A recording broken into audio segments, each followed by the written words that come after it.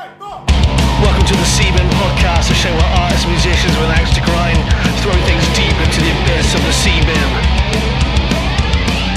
Transphobia, racism, ableism, anti-Semitism, sexism, and homophobia, it all gets dumped on the trash!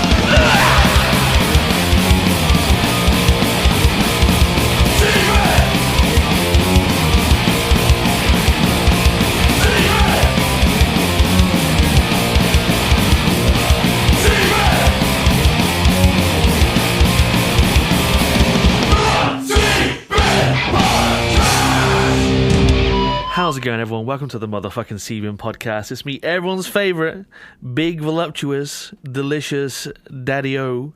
Is Big Tasty. And today I'm here with just one of... You know, like, there's, like, in everyone's life, there's, like, a tier list of people, yeah? Some people are wankers, some people are alright, some people are ace, some people are class, some people are, like, whoop, right at the top. I'm here with an S-tier human being. Whoa. One of the absolute creams of the crop. Thank God, you know, I'm not on the wanker tier. That's how I thought that was going. Well, we'll see how this episode goes. You might slip down, but you see her fucking hitting them drums in bands like Velvet Fist. Is it Plot 32? Yeah, it's difficult when you got a number in it. And I'm air drumming at the same time. I don't know why. It's Liz. It's Wigley Liz. How's it going, mate? Hiya. Yeah, I'm great. It's so nice to be here. Thanks. You're no stranger to the bin. You've been on before. Yeah. You've had a previous binnage, and we've been building up, edging ourselves to a secondary binnage. We have. And here we are. For a long time. Every time I'm like, you do a little bin, you're like, oh, I would, but my schedule is looking a bit full because, pretty popular. You're like a cultural spotlight just shining around. Stop it. You're here, you're there, you're everywhere. You're all sorts. I'm well out of practice, mate. Can you tell that I haven't recorded one of these for like ages? Well, I love this. It's made you much more complimentary, hasn't it? Yeah, should we just record an hour of me being like, Liz is great, she's great. Fantastic. Every time I'm feeling down, I'm like, yes. Just slap it on. Yeah, slap on that speeding. How you been, mate? How you been? I've been good, yeah. You know, life's what have you been up tiring. I've been going to Bolton a lot, so I've eaten a lot more pasties. Bolton? What are you doing in Bolton? Got this new job. Oh, shit. Yeah. I used to sort of look after women and children's healthcare in Leeds, and now I look after different women and children's healthcare in Bolton. It's all right. It's a lot further from Leeds than Leeds. Yeah. But the people, they're good. They brought me starting presents when I started this job. Have you ever heard of anything so lovely? I've never heard of anything. So what did you get? I got a personalised cup that has the name of the team and my name on it. I got a personalised pen, I got a notebook, and I got a voucher to the place they like to go for lunch, so I could have a free lunch with them on my first week. Oh, makes your heart melt, doesn't it? So they gave you a voucher to the place they like to have for lunch, so they're already indoctrinating you into a little lunch cult. I'm very much indoctrinated. I've worked there about 9 months now. And they shoehorn pasties into every conversation. It's unbelievable. We're talking about healthcare, and they just managed to talk about pasties all the time. But I never had a Bolton pasty until a couple of weeks ago, where they were like, there was a NHS's 75 celebration. So the senior, forget a pay rise, forget nice work environment. What they did was, which is super sweet, the senior management team bought everybody in Bolton, everyone who works in the NHS in Bolton, a pasty, obviously. Yeah. And I had it, and it was a revelation. I was like, I can understand why you've been talking about them so much. Then, my friend Sam, who comes from Bolton, happened to be having a house party, and he was like, oh, I don't suppose you could pick me up from pasties so I can entertain him at a house party. I was like, yeah, sure, Sam. So he sent me off with an order for £90 worth of Cars pasties. £90 worth of pasties? Yeah. You get a lot of pasties for that. Yeah. How many do you think? Oh. It was, I'd say 4 carrier bags worth. Oh, that's a good. Yeah. A metric 4 carrier bags worth of pasties. You see, I've got to be honest, mate. It's hard as a Cornishman to feel excited about the idea of a pasty from Bolton. I'm so sorry. Sorry. That is the worst thing I could have said, isn't it? That's like me. What's a Leeds staple? What, like pie, chips and curry or something?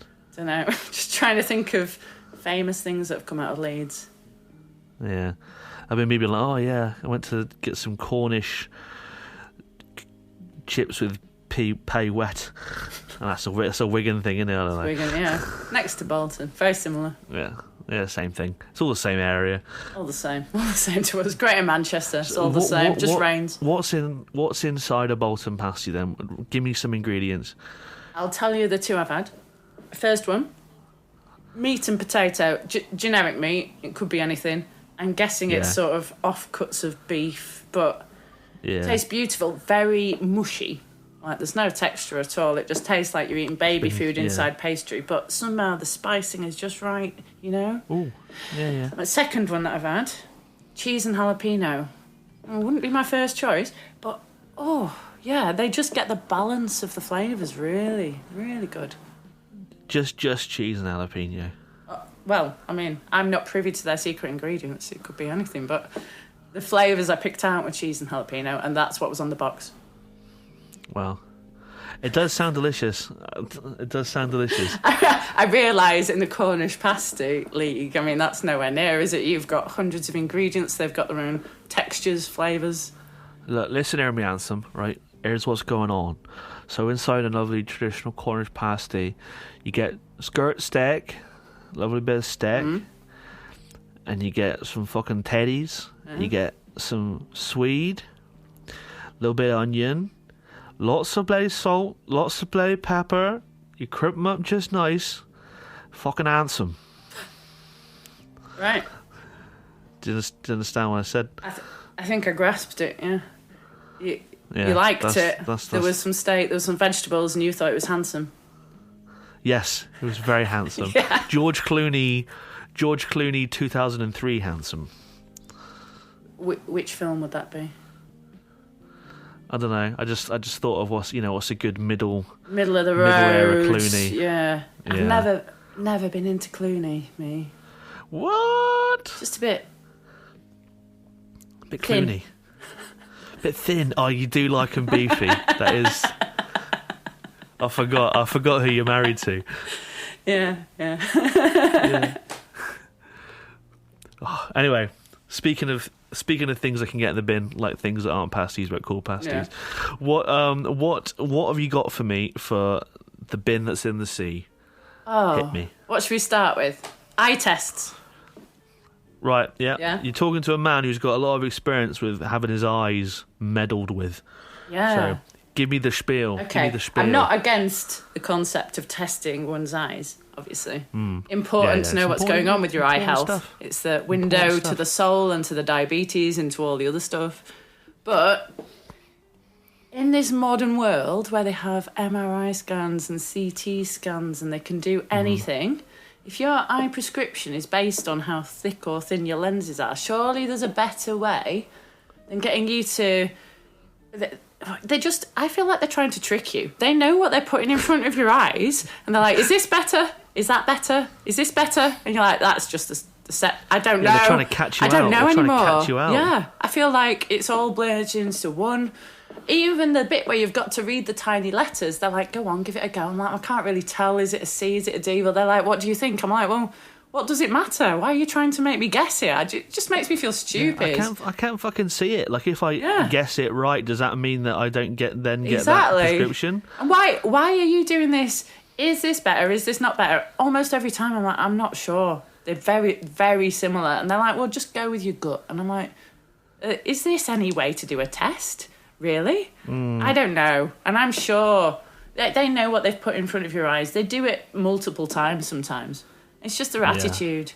Also, the way that they blow the bit of air in your eye just before, or they shine the bright light just before you've got to read all the tiny letters. Do that bit at the end.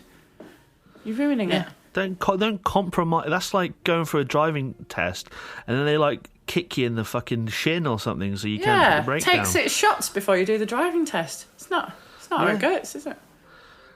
First, we want to see how much of a fucking legend you are. So you neck this pint, and then we're gonna get you in the car.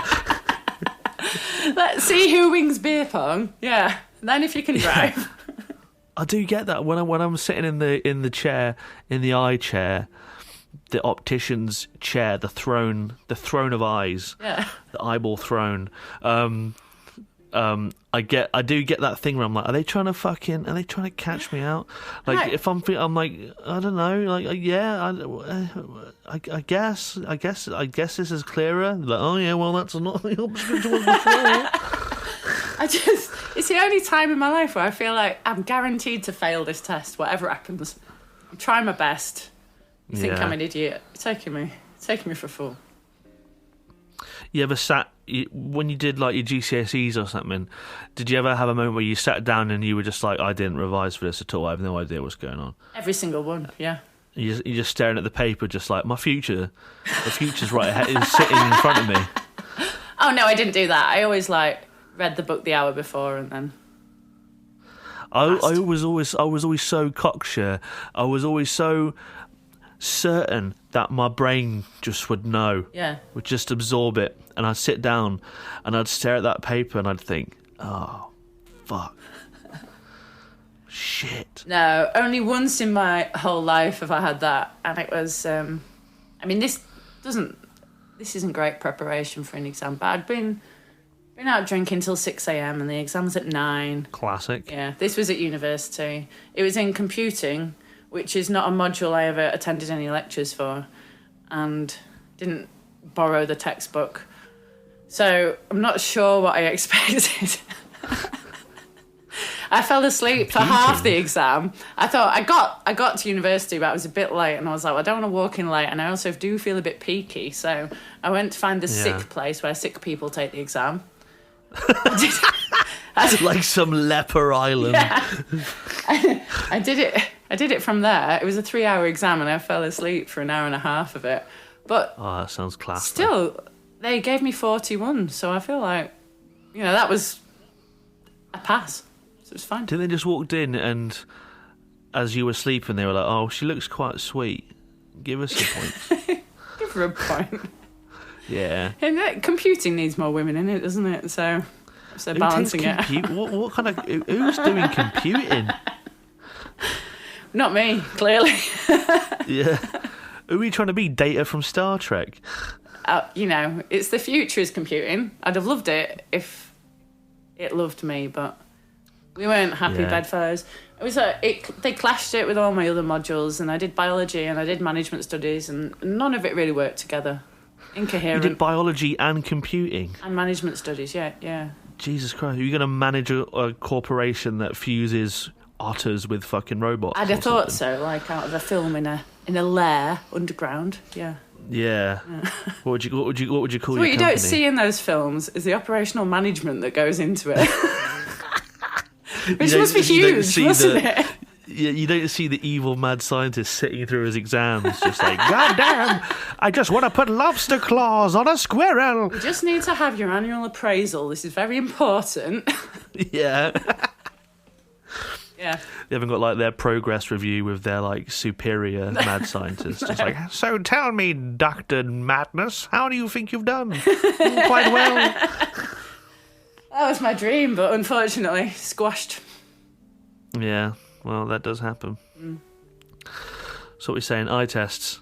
I've had my eyes buggered with a lot, as I said previous. And it comes a certain point where, have you ever had to do like a health and safety course for work? Yeah. And you do the same course like every couple of years, and like you just know it all. I just feel like that. I feel like I could do an eye test with my eyes closed and still pass it. But like fucking QJWCWV. I'd like to see you try. I've seen it before. I've fucking seen it before, Doc. I've fucking seen it. Yeah. Maybe it's easy for you then. Yeah, maybe. But yeah, maybe they make the test super they pad it out, make it long, because they got one machine that can just zap your eye, but they can't like justify charging you like 160 quid for it. That's probably it. Do you know, They're feel like, as well, the thing you put your chin on pad it is out. really uncomfortable. The more I think about an eye test, the more I hate it. Like, you can't get it the right height. I know what you mean, yeah. And I have like several chins and a beard. Yeah. So like putting it on there, it is like it's like trying to like balance on a walking stick. I'm just It's loving the like, gestures you're giving it. isn't it right? You'd think having more chin would make the chin You'd think rest. it'd be cushioned. No, it's not. Yeah, it's like balancing my chin on a stiletto. I can imagine the beard bounces it off a bit. It's like when I try and wear a hat, they just bounce off my head.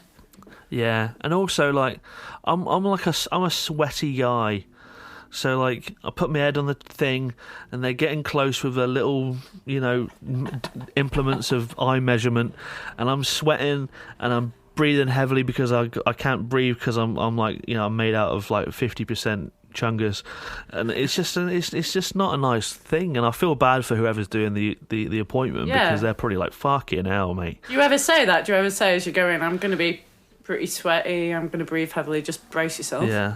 I just say, look, I'm sorry, mate, but your head strap's about to get soaked, your chin strap's about to get covered in wow, whatever detritus is inside my beard. Also, I am a mouth breather, so enjoy that. So, your lucky day, yeah. Yeah, exactly.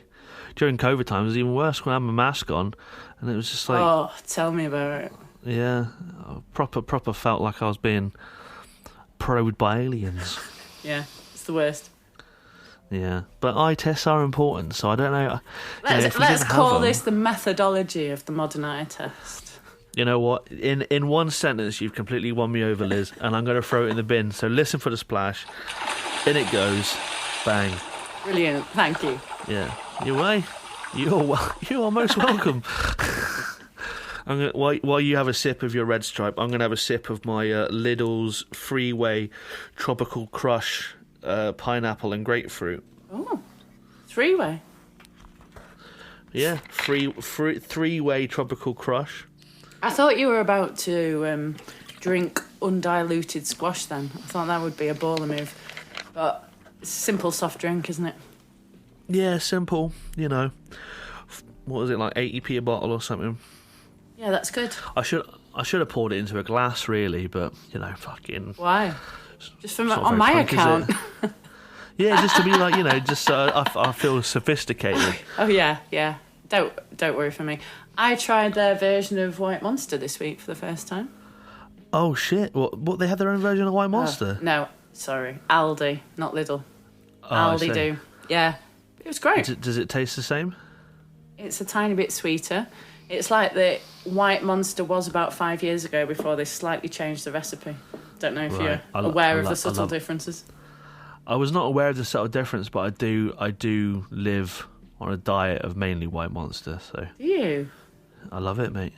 Fantastic. How many cans on average would you say a day? Maybe 2. Yeah, I'm with you. You're on the same pace. On the same pace. I don't drink it on a weekend. I have weekends off. Yeah, same. Yeah. Only when I'm at work. Yeah, I'll drink one a day. I'm keeping it down to one a day when I'm at work, apart from when I'm driving to Bolton and back, which is like 4 hours driving, and then I have 4. Yeah. So.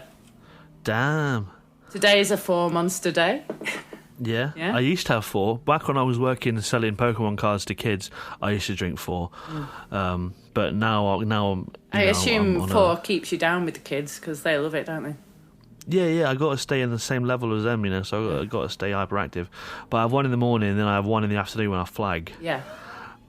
But there's a guy in my shop across the road. There's a corner shop called More News, and I go in there and I get my 2 litre bottle of water and my White Monster, and there's a guy behind the counter who works there who has the craziest accent ever.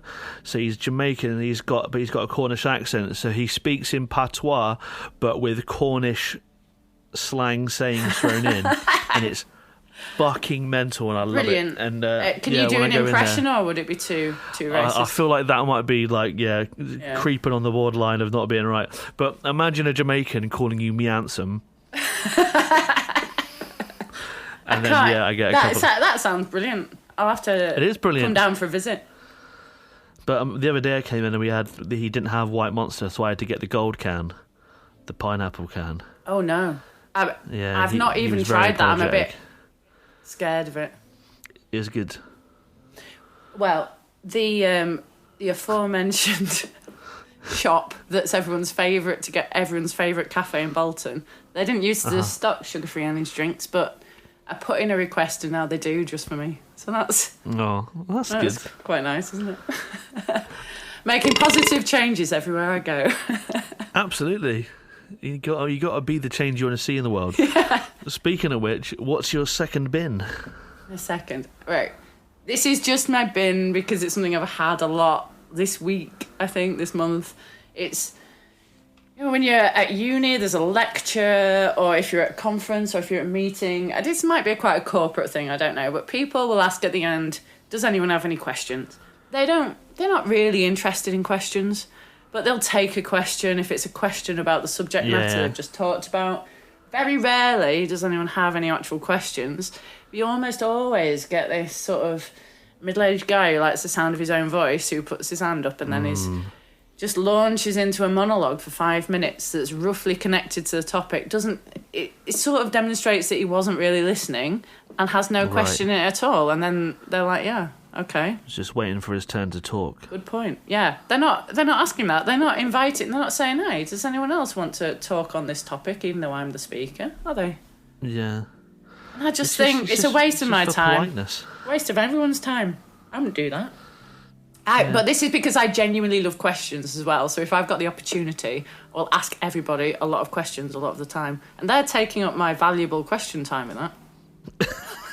So you're annoyed that they're doing the thing that you wish you could be doing instead? I'm not going to do a monologue. I'm going to ask a genuine question.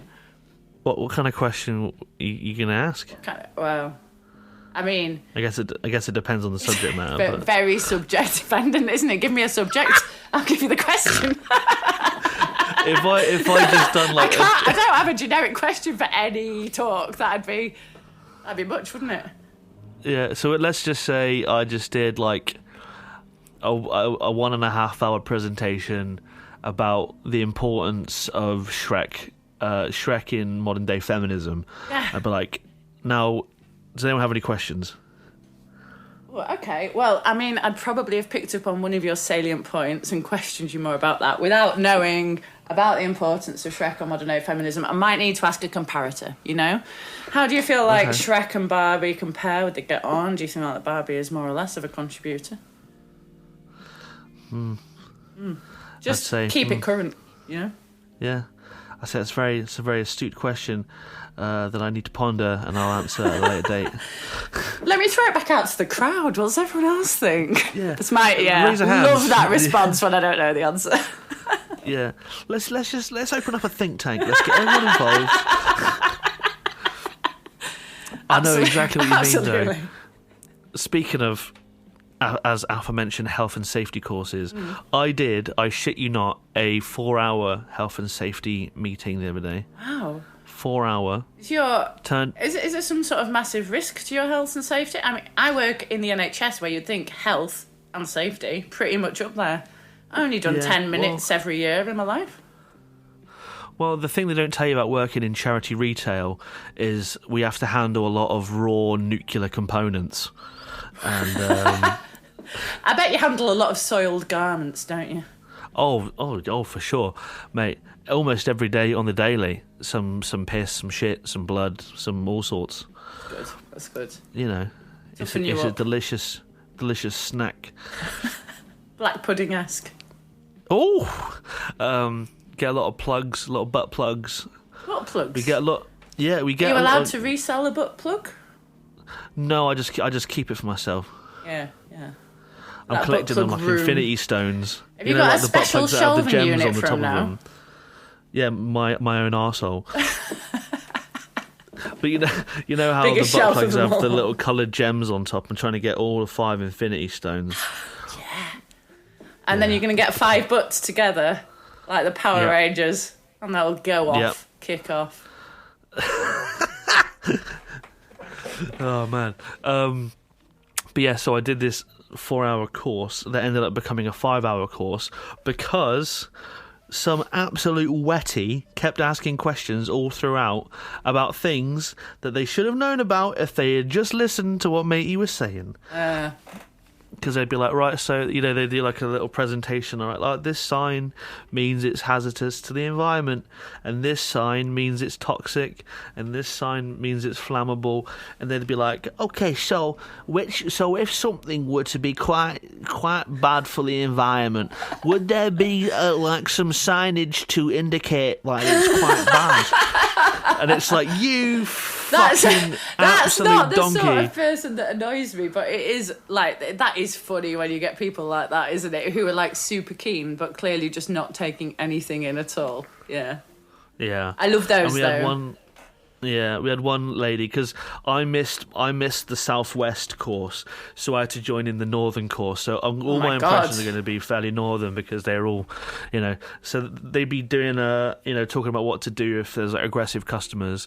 They'd be like, all right, anyone got any questions on this one? Be like, about 2 weeks ago, I had someone come in and they were supposed to check my boiler, but they didn't actually check my boiler. Can you tell me when they're going to come and fix my boiler? Because we hadn't had hot water for about 2 weeks, and like the kettle is getting absolutely knackered.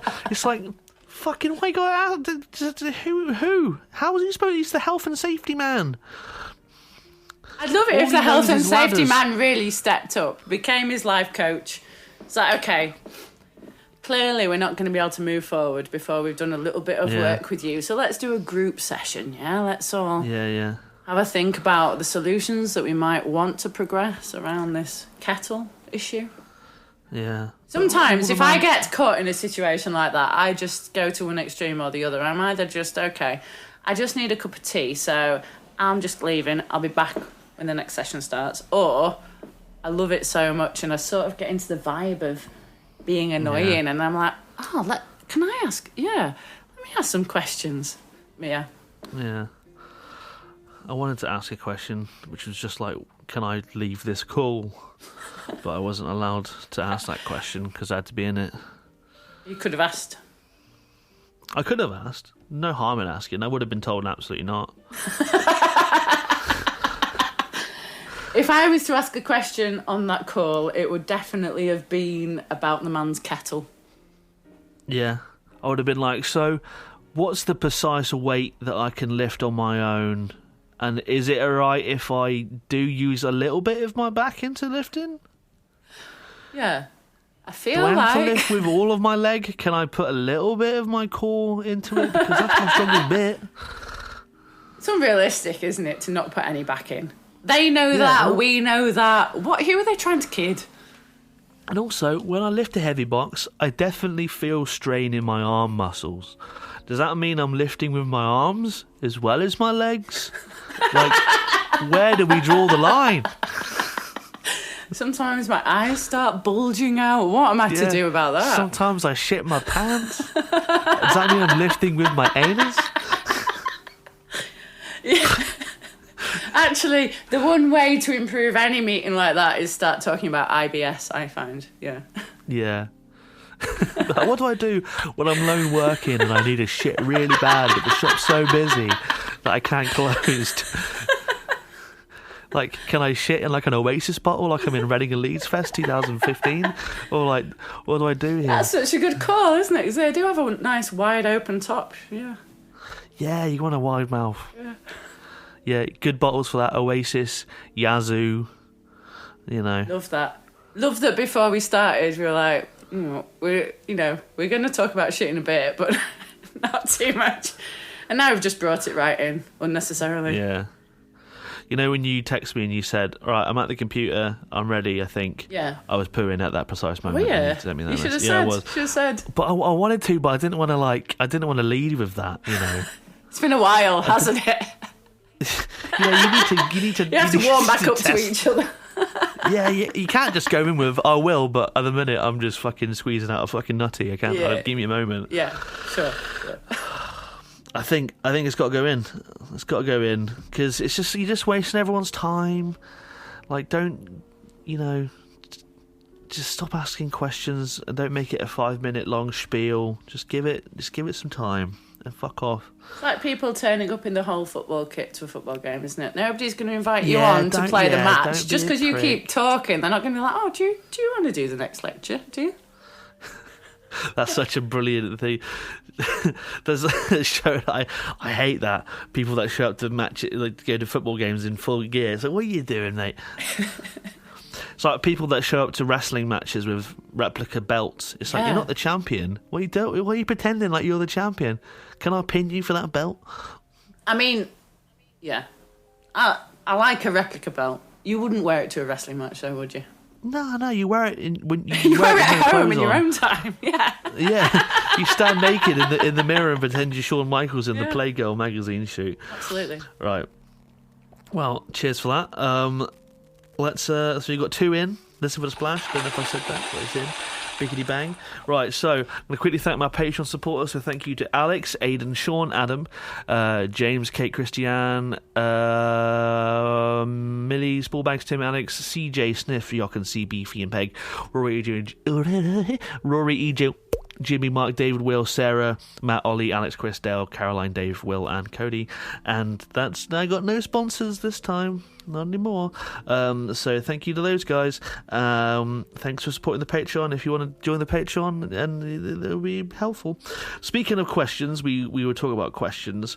I asked the internet for some Sebin questions. Super last minute. I actually asked them while I was doing that poo when you messaged me. Right. Yep. And I got some questions to ask you. A lot of them relate to bodily functions all over people. I think you were channeling that, weren't you, by asking while you were in the bathroom? Yeah, I think I did manifest that. Yeah. So, Ian Wright, Ursula Undress herself, wants to know what's your favourite industrial dispute? My favourite industrial dispute? Yeah. I mean, I love Ian Wright. It's not a question. I hadn't prepared for that, I'll be honest, Ian. Yeah. I mean, how do you prepare for anything that Ian says? I mean, perhaps it'll be one with the NHS, because that's basically all I talk about, isn't it? Healthcare. So, a simple... Yeah. I love what's going on at the moment. I love the fact that the consultants are striking, junior doctors are striking, nurses have settled, but, love all that. Love all that for them. I think that's quite exciting, and it's quite... they're putting a lot of effort in. They're putting a lot of patients' lives at risk, and people are going to suffer as a result, and that's awful, but I guess that's how you're going to get a dramatic and vote-winning industrial action. That's how you move industrial action to the top of my league table, so... Fair play. Yeah. Which band would you like to see cover which song? Oh. Yeah, vague, isn't it? I love any band covering the Venga Boys. That's why I would always cover the Venga Boys. I think the Venga Boys are an underrated pop thing. I'd love to see Rash covering the Venga Boys. That'd be nice, wouldn't it? Or perhaps what we could go with is a proper famous band, of which I can't quite know. Who's a proper famous band who's not a sex offender right now? Someone like ABBA. I don't know. AC/DC, they're not sex offenders, are they? Do you think? Oh, sorry, we had some connection issues there. Are you there? I'm there. Are you there? I'm here. Sorry, the listeners are going to enjoy an awkward moment of silence there. So what band did we choose? We're not okay. So we're going. Pests? Yeah, going a famous band covering like a Plot 32 song, so it brings me to fame without me putting any effort in. Perhaps gets us some royalties, but it's choosing the right famous band to do that, isn't it? So I'm Destiny's Child. Are they current enough? No, but it's got Beyonce in it, so laughing. Yes, I do love Beyonce. Okay, let's go. Destiny's Child covering something like Go Hard or Go Home by Plot 32. Self-centred, but profitable. Yeah. So Niall from the Midlife Punk podcast, what is the best feeling in the world? Having a fart roll up roll up across your balls, we'll say vagina in this case, or scraping out a healthy portion of toe jam from between your toes? I hate a fart rolling across my vagina. It's not for me, that. So I go toe jam every time. I really like... I've got this one piercing in my ear that sometimes gets a bit crusty, and like getting the crust out of that is really good. I guess that's like a similar thing to the toe thing, isn't it? Yeah, it is similar. I keep my toes fairly Spartan. Yeah. So I don't often get toe jam, so I'm jealous of that. No, I don't get the toe jam either. I think you'd have to maybe at a festival, something like that, to end up with it, wouldn't you? Yeah. Well, I do have a very deep belly button, so I get a lot of fluff. Oh, really? That's good. Yeah. That must be satisfying.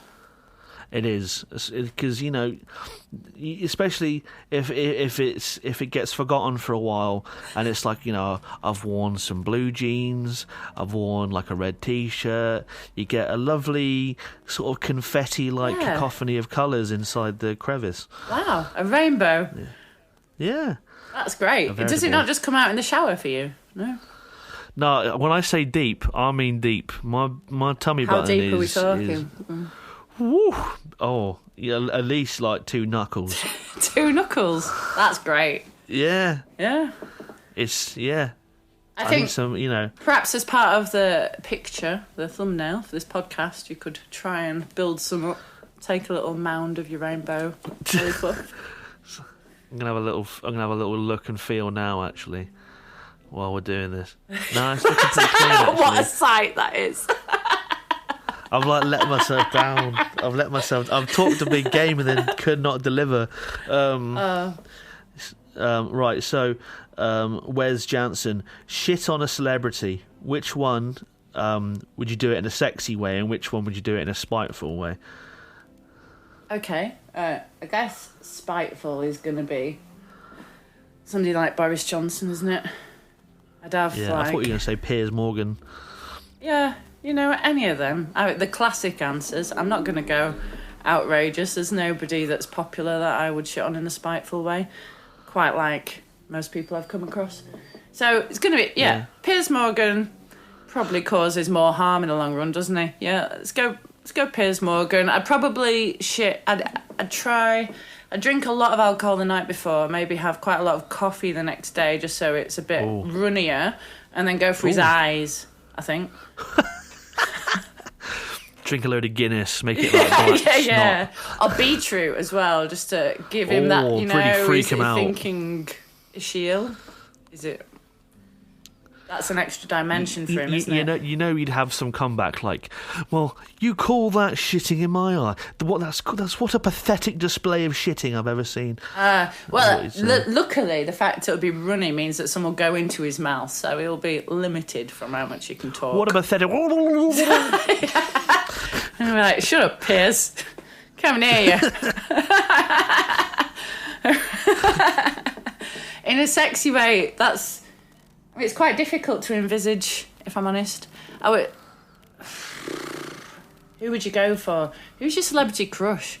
I guess that's what it's going to have to be, and then I'll have to think, okay, the only thing they enjoy is me shitting on them. I can try anything once. Yeah, I don't know. Who's your celebrity crush? No, you did say you like asking questions. This is a question for you, Sunshine. You answer it. By myself thinking time. It used to be, I've had some ridiculous ones in my time. It used to be Steve-O. Look at him now, though. Awful. Steve-O? No.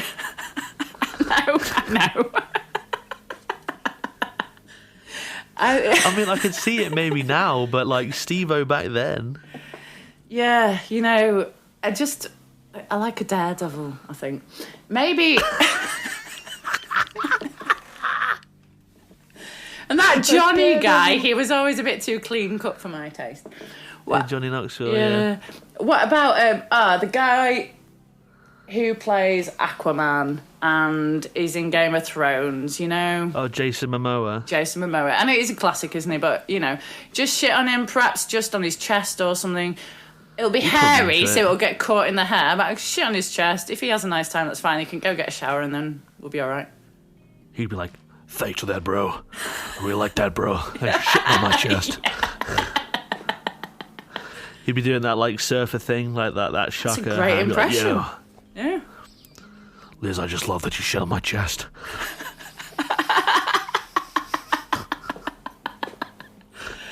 What a time to be alive. Yeah. I know, what a cursed timeline. I hope he hears this.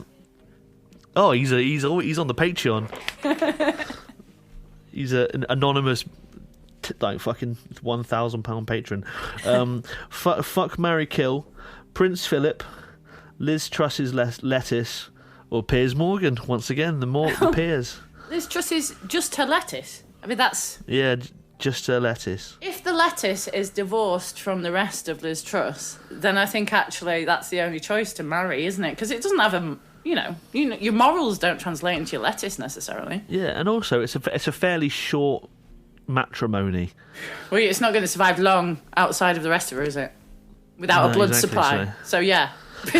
Short. You say it like this lettuce has been cut out of her like a tumour or something.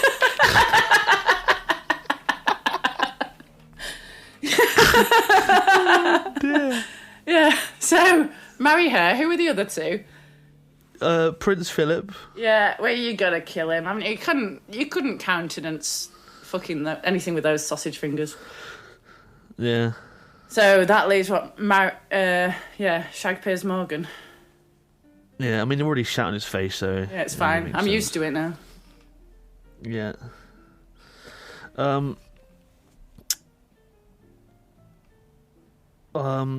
Looking at some of these questions aren't really questions. Are they more statements? Are they people who just want to be heard? Yeah, like true or false, Ronnie Wood. What? Yeah, true. Who holds back the electric car? I'm not sure. Peter? I don't know. I'm probably missing out on an in-joke there. I don't get it. But I will say one last question, and then we'll get into it because, you know, we are catching up. This is running a bit long.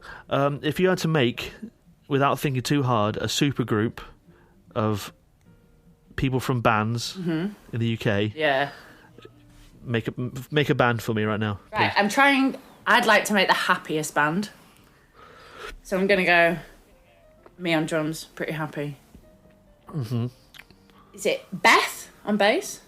Beth from Till and Bones. She plays them. Now, let's think about some happy front people. Oh, you need... it's difficult. It's very difficult, isn't it? Gonna go... Helen? Does it have to be from UK DIY punk bands? Is that where we're going here? I guess that was the idea. I mean, I would like Ian Wright just because, you know, he's a beauty, isn't he? He'd lift everyone up. He'd keep them going. Probably a great musician if I had any, you know... No, I don't really know about those sorts of things, but... I'm not really bothered about the skill level as much as the enthusiasm. And then, I'll tell you what, like, actually... We might be putting together this sort of Madonna tribute band thing, and that's a pretty good lineup. So I'd have some other people from that, Kim from Knife Club, and Andy Davies, great frontman, great friend. Yeah. Probably Nate. So we have some hardcore, moody, you know, cool what about guy. Pook? He's pretty happy. He's pretty happy, isn't he? He's very for a bit of brass. Let's have him. Absolutely. Okay, you've made it. Yeah, what's the band called? Well, I'm not the best at names, so we'll let them decide. What we could do... I'm just thinking, what am I looking at here? I'm looking at a picture of I'm looking at a black and white drawing of a vintage vibrator, a lamp in the shape of a stag covered in velvet, some boxing gloves with pins in. Let's say boxing gloves with pins in. Sounds very violent for the world's most happiest band. It's that juxtaposition that makes it, isn't it? Yeah, it's like when you meet someone who's like 7 foot tall and they call him tiny. Yeah. It was it. You know, MPRV, they were saying this to me the other day. They were like, "Oh, you always seem quite happy when we meet you, but every time we see a video of you at a punk gig, you look like you're about to fucking kill somebody." I'm like, doesn't seem like me, but they're probably right. Yeah. There's this running joke with me and me and matey Andy from MPRV. Well, I saw him at MPF, and I went to go give him a hug. He's like, "Don't hug me, Simon. Of course, I don't want to get you covered in ketchup. I've been eating lots of ketchup food." And, been eating lots of ketchup. Been eating so much ketchup that a simple hug he's been will like, "I've get been you eating lots covered." of ketchup food, and I was like, I had the same reaction you did. I was like, "What the fuck is ketchup food?" And I laughed for ages.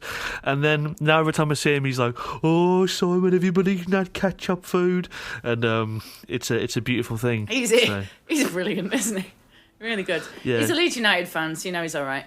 And he's just so enthusiastic about everything. But with that brummy, unenthusiastic voice. Again, I love that contrast. Yeah, it turns out ketchup food is any food you'd eat ketchup with, like chips. That's anything. Food. Could be Hot anything dogs. for some people. Some people, you know. Well, stuff from like a burger van or a chippy van. Hot that's dog, ketchup food. perhaps. Yeah, exactly. Okay. But he didn't want to hug me because he was eating ketchup food, and I thought that was quite sweet. Right, third bin me up. I can't remember what was on my list. Apologies. Right, the word apologies. Right. We've had this conversation before. I don't like it when people apologise too much. You know, I think this is something that probably women do more than men, but they feel like they have to make their own way in life, like saying, "I'm sorry." They don't mean "I'm sorry." They're not apologising because they're going to change their behaviour in the future. They're just being meek and humble and making themselves smaller so that everybody else feels more comfortable. And I can't stand that sort of apology. But I'm not putting that in the bin. That's sort of the way society's grown. It's some people's coping mechanism. But people who just say apologies, well, you're not even apologising there, are you? Yeah. You don't even care. You're acknowledging that you not want to say "I'm sorry" because you're not sorry, but you're saying that word. Like, what people really mean is thank you, thank you for your patience, thank you for whatever. Don't say the apologies. No, it doesn't even make grammatical sense. Can't stand it. Yeah, no, and it's very passive. It can be very passive aggressive too. Like, have you had somebody say apologies to you recently? Yeah, you get it at the end of an email, like an email that's a bit annoying. They'll be like, "Oh, look, you need to sort this out. Apologies." It's like, yeah, you're not sorry. You just fucking need to do your job. But like, don't worry about it. It's fine. Like, I don't mind. I'm either going to help you or not. But or something. Yeah, you saying apologies isn't going to help your cause here, is it? It's it's just. There's not much to really say about it, to be honest, because it's just fucking shit. Yeah. It's insincere. It can be passive aggressive. It's totally redundant a lot of the times. It's like it's everything I hate.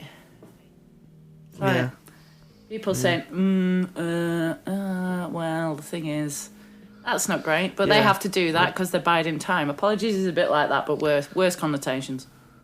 Yeah, apologies is like a really soft full stop.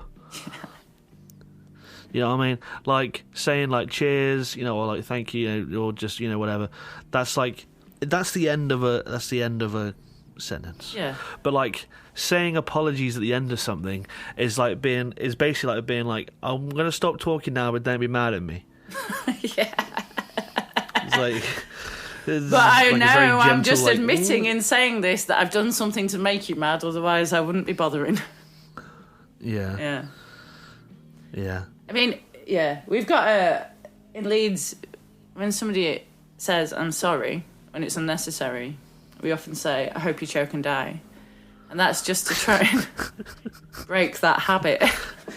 But apologies doesn't even warrant that. I wouldn't even waste my breath on him. Yeah. Sometimes I shoot back with, "Yeah, you better be," is what I'll say. Apologies, you'd better be. What do you mean I'd better be? You'd better manifest. Better be sorry. You'd better be an apology. Yeah. Yeah. Next time I see you, if you're not a floating apology, you're in fucking trouble. I wonder what one would look like. Yeah. Hard to imagine, isn't it? Yeah. Just an aura. Probably just an aura. Yeah. A very passive. Pale blue. Yeah. I think blue's a good sorry colour. Yeah. But what would you say to give off the same vibe, but not I have never given off that vibe. I mean, very rarely would I say I'm sorry in real life. I don't think I've ever said apologies. So what is the vibe like? You were definitely... I know I've done something that's pissing someone off, and I'm trying to end the email nicely, so they're not going to be angry. I'd just go with something like... I'd try... I would never has somebody upset me to such a level that I would say regards. Kind regards. I'd say kind regards, best wishes. But if I knew they were going to be annoyed at something that I was doing and I was trying to, mitigate that, I would be like, really hope you have a great weekend. And I would try and recall some sort of personal detail, thinking of your little kid. Hope they have a nice time at football at Sunnyfirm. Something like that. Equally insincere, as you can tell from my tone. But at least I'm making an effort. I hope you have a great evening. I hope you have a delicious dinner and spend some quality time with your partner. I hope you can really switch off after work and put your feet up, have a bath. I hope you just really have a nice refreshing sleep. All right? Fuck off. I mean, yeah, that's what I would go with. It's better than apologies, isn't it? Yeah. I just say, I hope you're having a stress-free day. Talk to you later. Talk to you later. Full stop. Yeah. In a bit. All one word. In a bit. In a bit. Well, that does make you sound sort of quite casual. I spend a lot of my... Yeah. I feel like I just automatically go into a bit of a corporate mood as soon as I'm at work, so I spend a lot of my time winding back from that and trying to be less corporate. Perhaps putting... I'm really bad at that. What? Bad at... You're too corporate or you're not corporate enough? No, I can't. I've got no level of corporateness. No. Corporation. I don't try and do it. It just comes over me. Yeah, I'm really upset when I start using the word cognizant in a meeting. Cognizant. I'd like us to be cognizant of the facts. Moving forward, I feel we should be more cognizant. We all work from home, right? So it's like everyone I live with knows. They know when I'm having a bad time. They hear me say cognizant. They're like, "Fuck, get her a cup of tea." Oh shit! I see. When I had my review recently at work, just to be like, "How you doing?" Show them my figures and all that. I was like, "Anything you need me to improve?" She was like, "Si, you're doing really great. All I would say is you're not very good at replying to emails." And I was like, "What do you mean, not very good as in I don't do it?" She's like, "No, well, you don't do it you don't you will just not reply to an email, but also it's not, you just you're quite casual with it." And I was like, "Well, I don't know how to speak corporate, because I will just be like, yeah, cheers for bringing this up. I'll get it sorted. Have a good one. Talk to you later." So which is probably not what you should send to your cluster manager or whatever, but it's the same thing. I'm not going to beat around the proverbial bush. The separation of work and self is a false thing. I think you just you need to be your authentic self in all areas of life, Simon. Don't let them tell you how to email. Yeah, and if I'm going to sign off an email with "cheers, cunt," I will. Yeah, I mean, if I was to do that, probably wouldn't go down as well. Different sectors, isn't it? Yeah. Cash, mate. Palliative care, you can say cunt in your emails. Yeah, exactly. They're not going to be around that long, are they?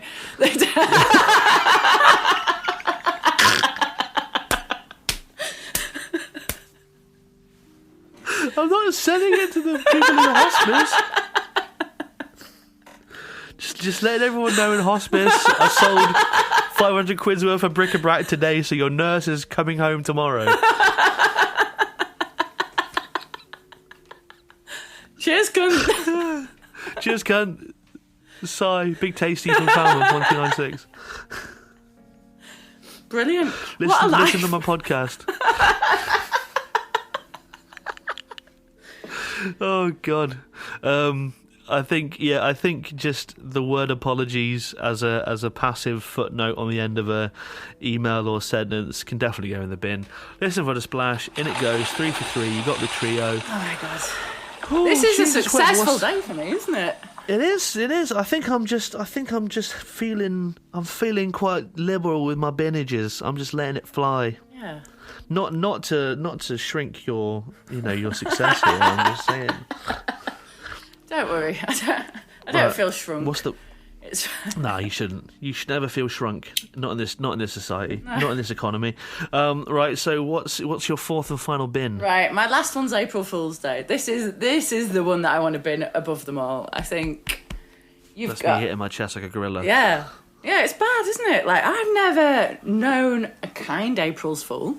I've known the sorts of April's Fool where people will say things that are perhaps like, I don't know. I knew somebody who was in a band. They told their dad that they got signed to a label. Their dad was really excited, and then they were like, "Oh, April Fools. Oh, all right." Nobody's laughing there, are they? Dad was happy for you. Now broken-hearted. He's pretty crying. He's like, "Finally, I can live vicariously through my child." Yeah.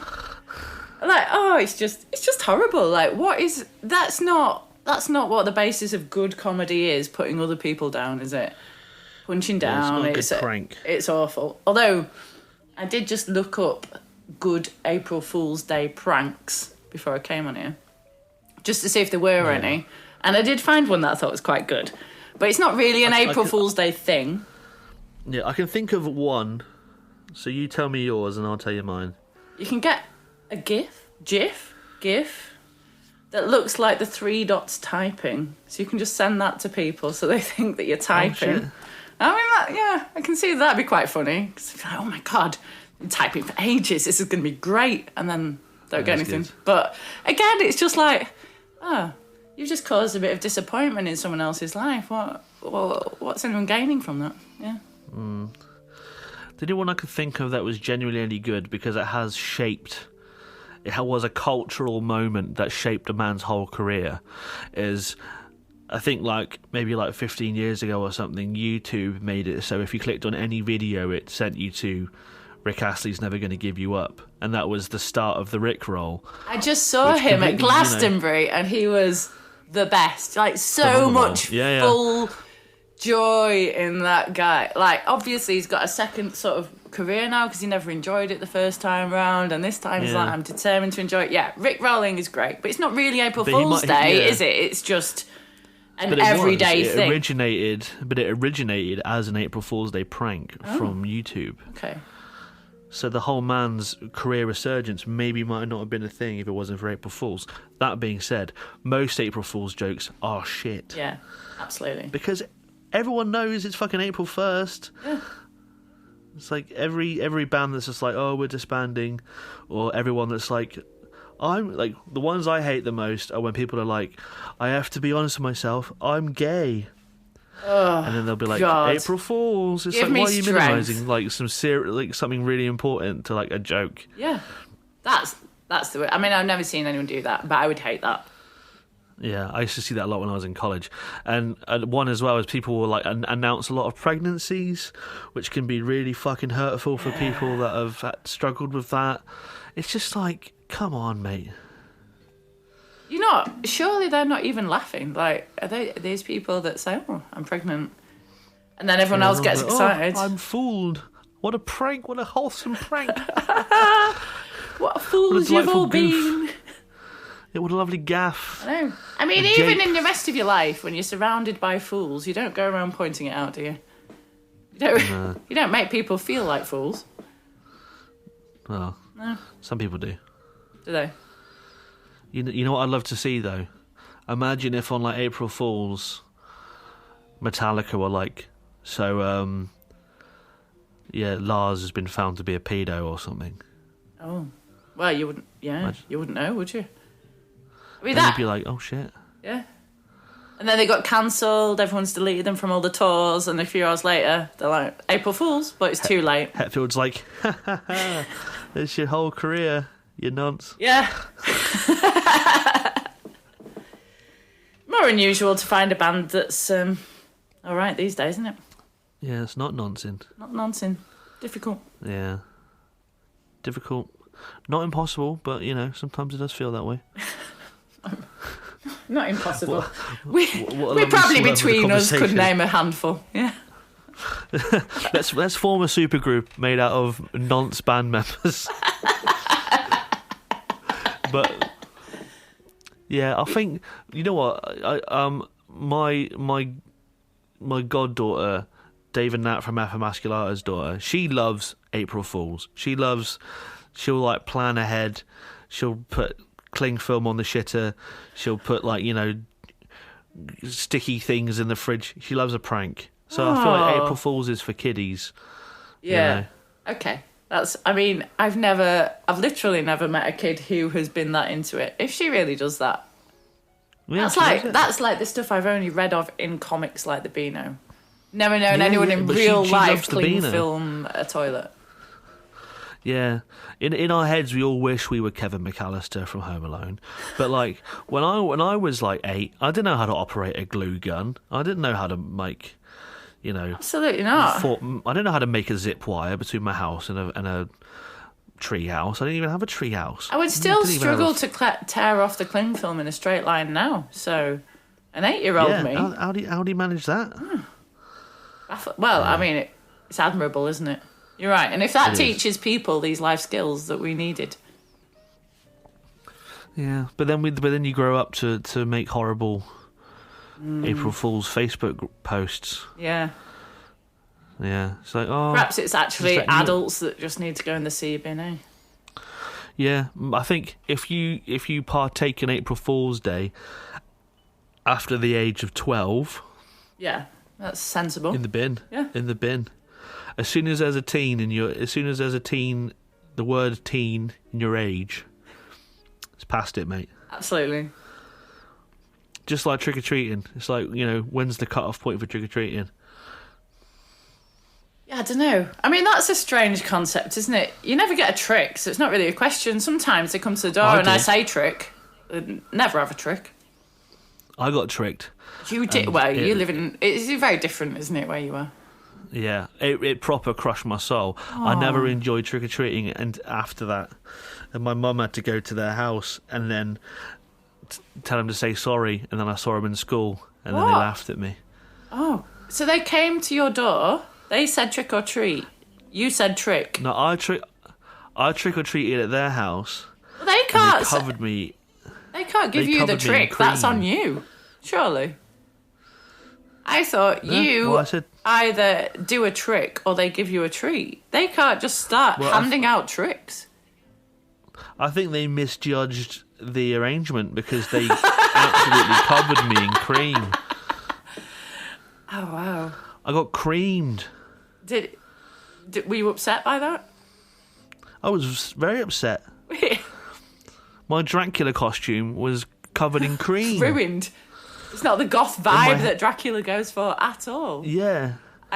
It's like, look, mate, you don't cream a creature of the night. Did I tell you about the time that I was just walking down a road and somebody drove past at some speed and threw an entire litre of yogurt over my head? No.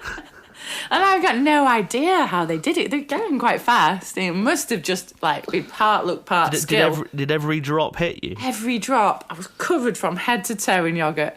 And I was about to go to work in a pub. And I just thought...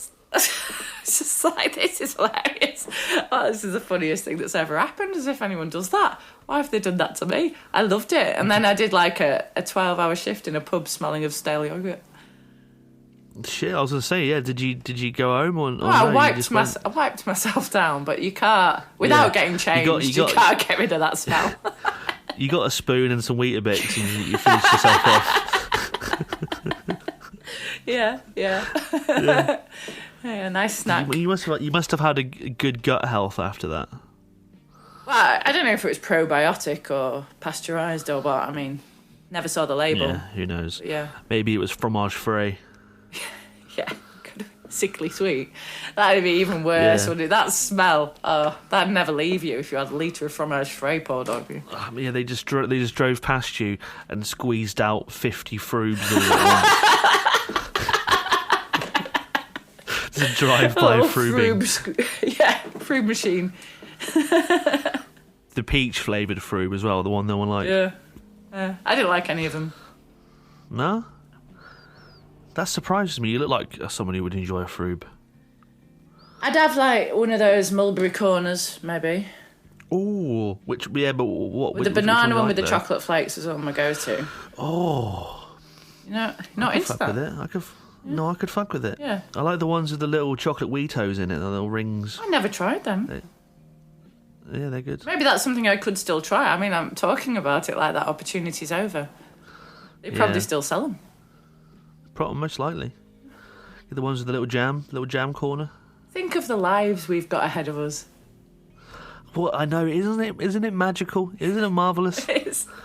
We have opportunity knocking at our door. Yeah. We don't think of it. Wiping its feet on our doormat. Yeah. All you got to do is let it in. All you got to do is go on the semen and you can think about all these things you could be doing, shitting on people's chests, eating corner yogurts that you've not tried. Yeah. What would you do? What would you do if Jason Momoa drove by and dumped a litre of shit on you? Shit, not yogurt. What would I do? I mean, how would I know it was him? Because he's gone so fast as he turned back and parked up and said, "You're right, Liz, I just did that." He sticks his arse out. Yeah. He sticks his arse out, blasts his shite on you, and then he turns around and sticks his head out and he's like, "I'm sorry about that, bro. It's me, Jason Momoa from such films as Aquaman." Like, Jason, why did you do that over me? But yeah, that was a very accurate shot. Do you want to... Should we go get cleaned up, or... Yeah, do you want to go grab... I know a place we can get a lovely pasty.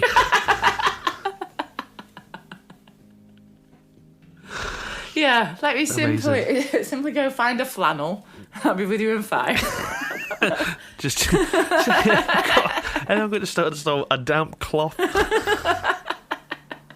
One of those blue cloths that you get in like industrial sinks. Yeah. It's really scratchy. Yeah. Oh, yeah, fibrous. Well, you need a nice coarse towel for shit removal. You can't have nothing that's not exorbitant. Yeah. You're probably more the expert than me. I don't know. Yeah. April Fools. Is it going in? I feel like it should, but also, kids like a prank. We did. We talked about this. I just remembered. Over the age of 12. 5 minutes ago.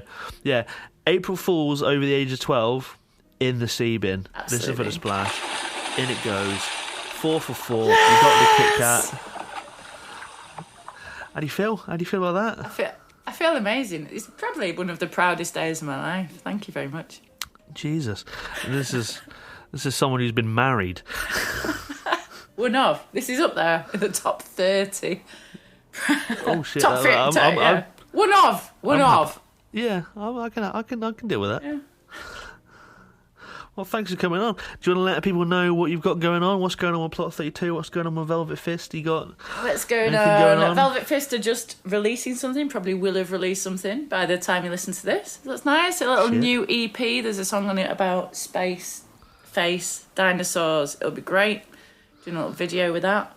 Plot 32 are writing some more stuff. Both of them have got some gigs coming up over the summer and autumn. That's good. We've got Nice as Pie Race, third weekend in November. I think there's still about 20 tickets left, so that's going to be amazing. Can't wait for that, yeah. We've not announced the whole lineup, but we did print some flyers with it on, so you could, if you were eagle-eyed, see a flyer, know the lineup, or ask, or we might even do some social media about it. You never know. Yeah, if you're lucky. If you think yourselves lucky. It's just me playing in every band. Oh, God. I wish. One day. One day we could have the whole Friday of your bands, couldn't we? 5 bands of Simon. Nice as Sci-Fest. Yeah. Oh. Have you thought about doing that yourself? I don't want to step on your toes.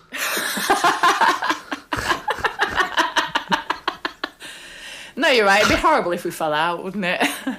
Yeah. I can see it happening. We are on the razor's edge. Every time we talk, we're just one sly comment away from absolutely knifing each other. Absolutely. All right, we'll step back from that edge. I'll be the one to organise Sci-Fest. Yeah. It'll probably have to be in Yorkshire, so horrendously expensive to bring all of your Cornish people. But that's right, we all fit in one van anyway. Oh, do you? Yeah. Probably. Right. Okay. I'm on it. Yeah? Get on it. She's been put to work. Right. Well, everyone go check out Plot 32. Everyone check out Velvet Fist. Everyone go buy the last few tickets to Nice as Pie Fest. Everyone just go in and say hello to Liz. You see her in the street. Don't throw yogurt on her. Buy her a pasty. Yeah. Buy her a White Monster. Any of those. A pint. They're all great. Yeah. All right, well, thanks for joining me. Thanks for listening, guys, and I'll see you next week. Cheerio. Thank you. Bye. Hey guys, it's me, Big Tasty. I just wanted to say cheers for listening to this week's episode, and I hope you enjoyed listening to it as much as I enjoyed making it. Now, if you feel so inclined, you should come check out my Patreon page. You can sign up for as little as £1 a month, and you get weekly exclusive video tier lists and monthly mail-outs with things such as stickers and fabric patches, zines and art prints. Hey, and if you can't spare the money right now, I totally understand. No pressure. I'm going to keep making episodes regardless, but if you can support financially, it really helps the show. Just keep moving on. And then another way you can help is just to follow us on stuff like Twitter and Instagram at Seaman Podcast and share it around to people that you think might like this filthy shit. Anyway, love you guys, appreciate you, and I'll see you next week.